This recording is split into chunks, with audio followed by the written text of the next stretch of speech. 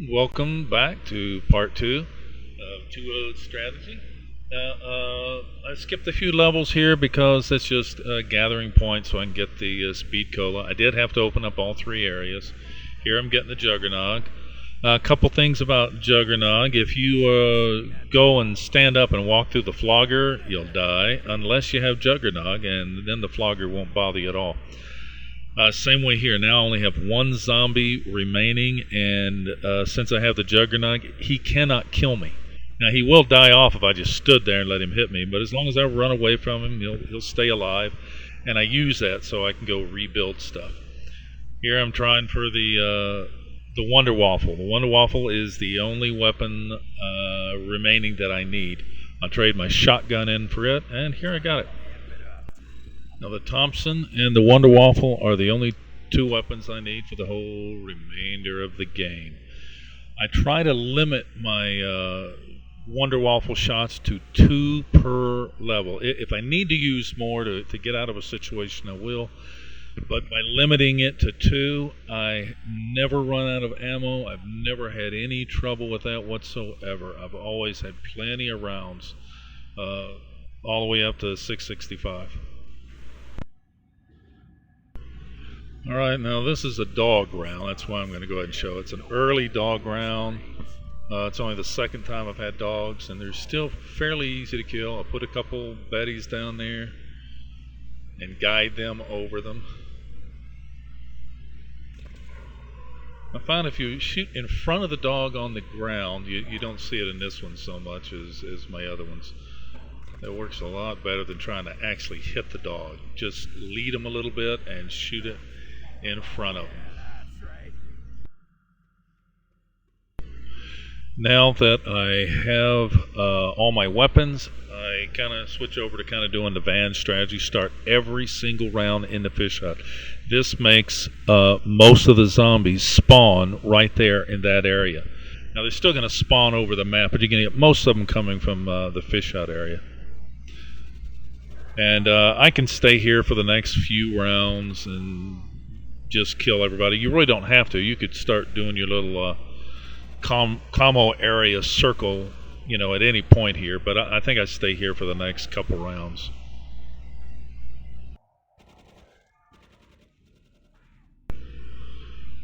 Once again, starting in the fish hut. Need a little bit of Thompson ammo, so just run over, get it off the wall.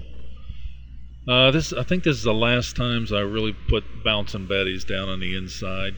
After this, you really don't need them, because from now on I'm going to be mainly in that fish hut and running a circle around the comm area. As soon as you feel like you need to, you start getting overrun, just go ahead and start heading over toward the comm room area.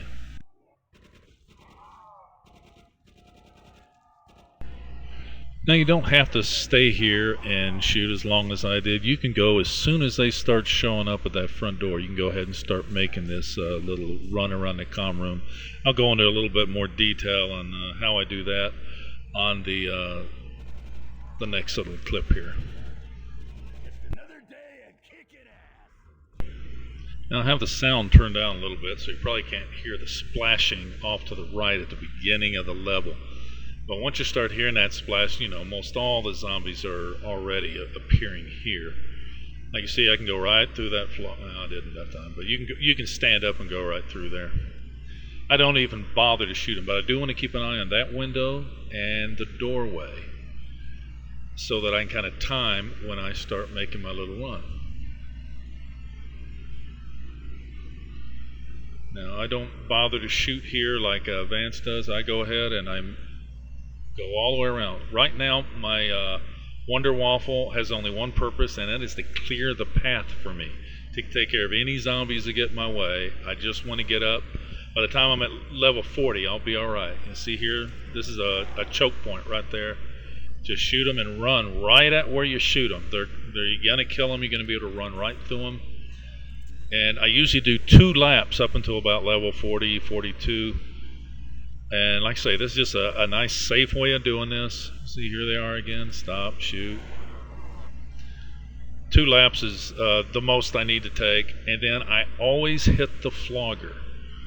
That way I only fire twice, and then I let the flogger take care of the last 4 guys that are usually there.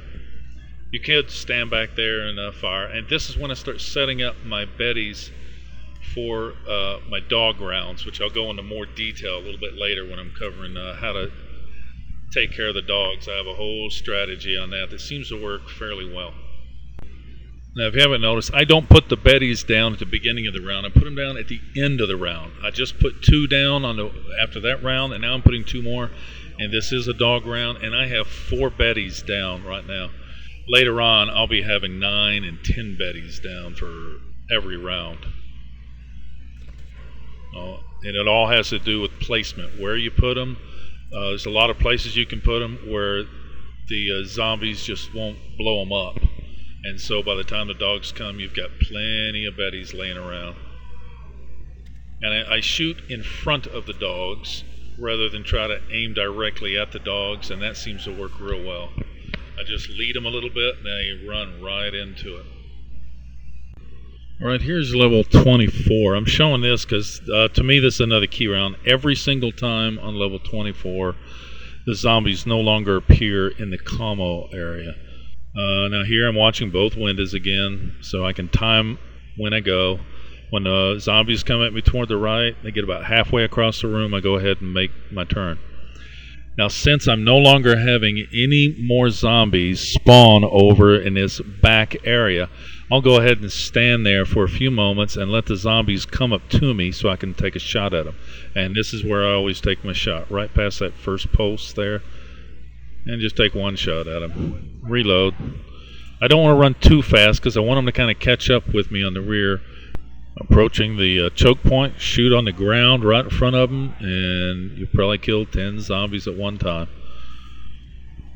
And then just make your way around again. Be prepared to shoot a second time, or this would be a third time actually, if you need to. I see the way's clear, so I switch to my Thompson. Go ahead and run. If I needed to, I could go get the ammo off the wall on that. Now what I do every single time, starting around 11 or 12, is I hit that flogger. And then I start setting my bouncing beddies. 1 goes right here between the trees, 1 over here by this pole, and I'll set several more right up in that area, that little knoll. Now I usually don't have to go up that little hill, but if you get caught needing a reload or something, you can just make that little trip around there, and all those beddies will take care of any dogs that are chasing you. This is kind of my basic strategy is I set all my bouncing beddies for the dogs at the end of every single round. And here in a few minutes I'll show you where I do all the placement of those, and that's how I take care of all the dogs. Alright, here I just thought I'd show a little montage of various times going through that choke point, because this is a place I had trouble with in the beginning, and now I don't have any trouble with it at all. And don't be afraid to shoot it just for one person if you just think they're in your way. And see that bomb there? I don't want to hit the bomb because I do not want it to kill all the zombies and me get stuck over here on the wrong side of the map and have all the zombies appear over here.